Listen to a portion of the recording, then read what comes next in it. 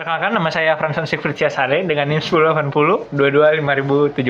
Nah, kali ini saya akan menjelaskan kembali soal ujian UAS Fisika 2, yaitu di soal yang pertama ini dengan soal kawat listrik A mengalirkan arus 4 ampere ke atas sumbu Z positif berada di sepanjang titik 2, min 12, min 8 M sampai titik 2, min 12, 17 M. Sementara kawat listrik B berbentuk lingkaran mengalirkan arus sebesar 3 ampere pada bidang XZ dengan titik pusat lingkaran ada pada titik 2,0,0 dan jari-jari 2M dengan arah arus sumbu X positif ke sumbu Z positif.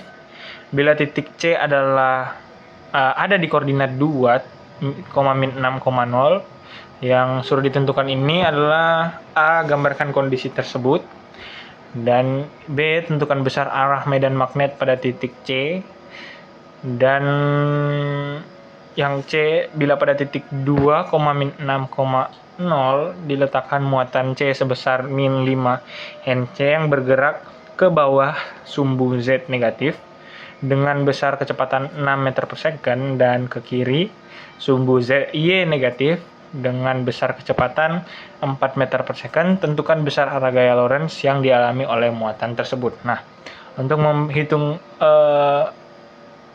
di bagian B, tentukan besar arah medan magnet pada titik B itu yang pertama-tama kita harus menentukan sin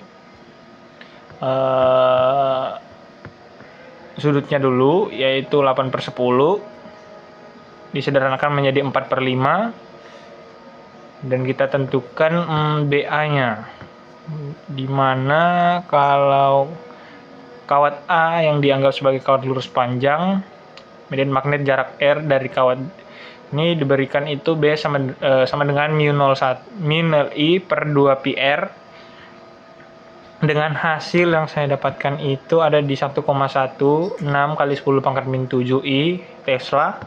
Dan untuk kawat B yang melingkar itu menggunakan μ0I kali R pangkat 2 per 2 R pangkat 2 Y tambah Y pangkat 2 kali pangkat 3 per 2.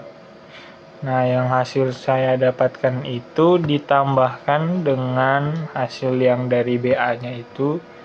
Jadi untuk besar dan arah medan magnet pada titik C itu didapatkan hasil sebesar 1,33 kali min 133, kali 10 pangkat min 7 I kurang 2,98 kali 10 pangkat min 8 J. Dan untuk yang bagian C itu bila pada titik 2, min 6,0 maka diletakkan muatan C sebesar min 5 NC. Di situ ditentukan besar arah gaya Lorentz yang dialami oleh muatan tersebut. Nah, untuk besar arah gaya Lorentz itu ditentukan dari F sama dengan vektor V kali B, vektor B, dimana vektor sama dengan F-nya itu sama dengan min 6K kali 4J, dimana min 5 NA itu dikalikan dengan min 4J kurang 6K, terus dikalikan dengan hasil yang di atas yaitu min 1,16 I tambah 0,3J kali 10 pangkat min 7. Dan hasil yang saya dapatkan itu adalah 9I kurang 34,8J tambah 23,2K kali 10 pangkat min 16N. Nah, untuk yang di nomor 2 ini disuruh tentukan soalnya ini pada Juni 2022 PT PLN Persero mencatat bahwa sebanyak 4.700 desa di wilayah terluar terdepan tertinggal belum menikmati listrik, termasuk di Papua. Telkom University Surabaya mencoba menjadi bagian dari solusi yang merancang 2 inovasi, yaitu panel surya dan mikrohidro.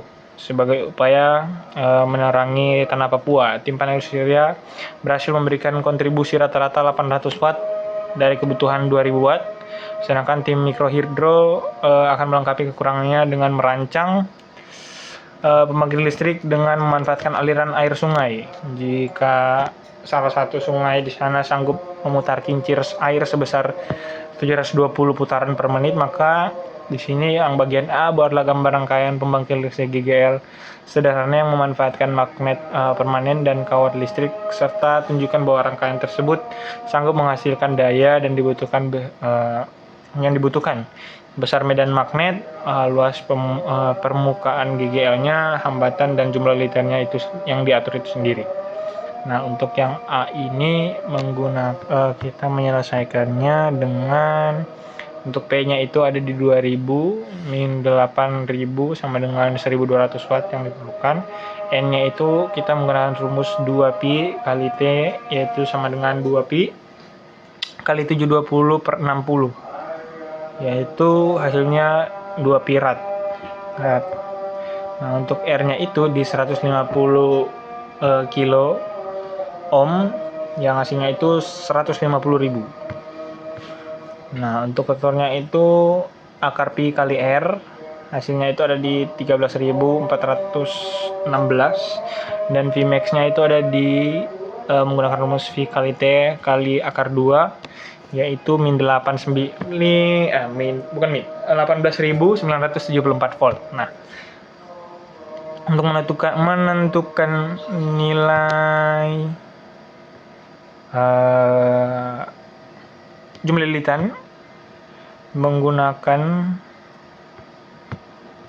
sigma, yang dimana 18974 dikalikan dengan 24pi yang hasilnya itu 0,254 Tesla yang didapatkan. Nah, untuk yang di bagian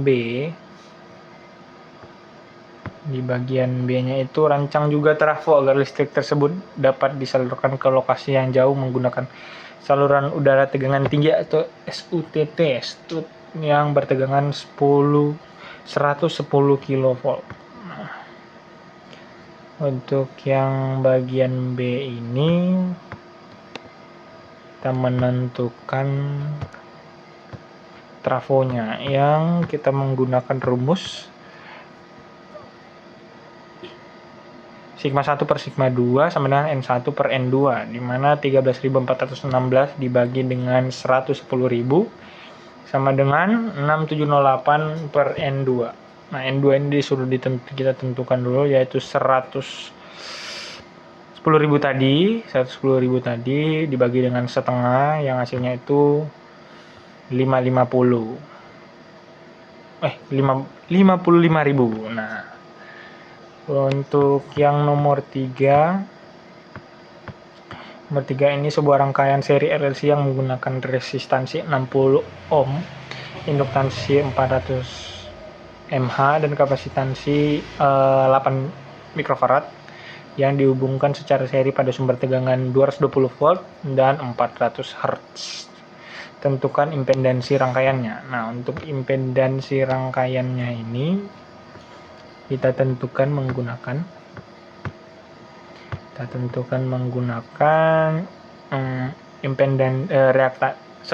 reaktansi induktif, reaksi kapasitif, reaksi total, dan impedansi. Nah, serta sudut fase juga. Nah, untuk menentukan ini kita hitung satu-satu, yaitu impedansi induktif yang hasilnya itu ada di 10,53 ohm.